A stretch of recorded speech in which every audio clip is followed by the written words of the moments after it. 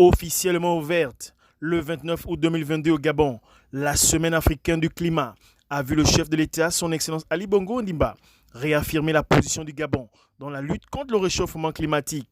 Aussi, cette rencontre était l'occasion pour le ministre des Eaux et Forêts, le professeur Lee White, de répondre à quelques interrogations en conférence de presse.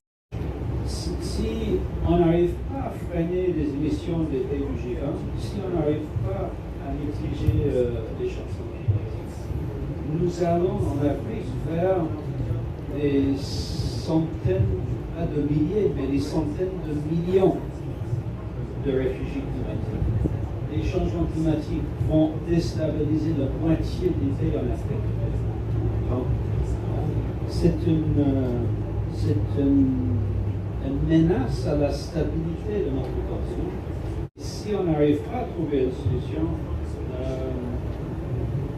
dans 30-40 ans, le continent africain va être complètement déstabilisé. C'est ça l'enjeu.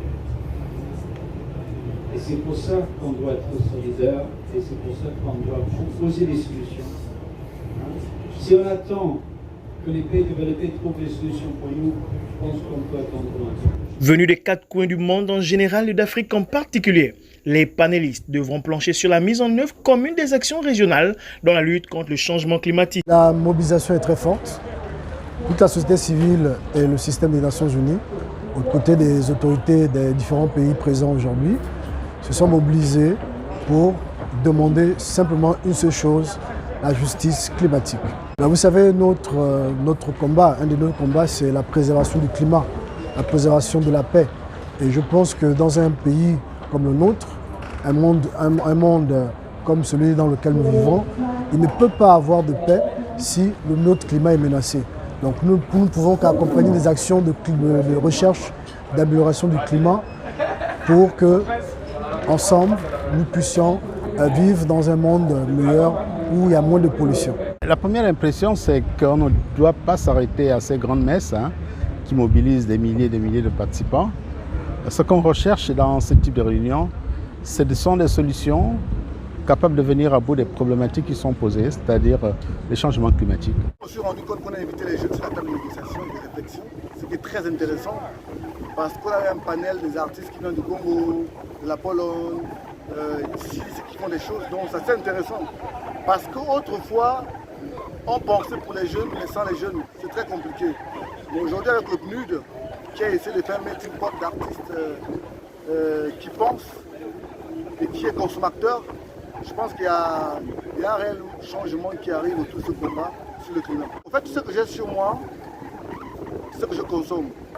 Je suis un consommateur. Je n'ai ramassé rien, mais ça a été ramassé parce qu'on ne se rend pas compte de ce qu'on consomme. Si vous mettez un jour tout ce que vous mangez d'un coup, vous allez voir que c'est une poubelle qui n'a pas de sens. J'essaie de mettre en relève tout ce que je consomme sur moi. Et voilà pourquoi je le porte, je suis là devant. Je passe pas je passe des messages. Le premier message, c'est que laissez vos costards dans vos bureaux. Laissez les slogans. Allez dans la vraie vie. On a trop de slogans, il y a trop de forums. On voit des consommateurs. Voilà pourquoi je suis là. Réclamer la justice climatique en Afrique, un engagement pour tous les Africains. C'est dans cette optique que le chef de l'État, son Excellence Ali Bongo Ondimba, dans son discours de circonstance, a rappelé aux uns aux autres le choix de l'intérêt commun au détriment de l'intérêt individuel.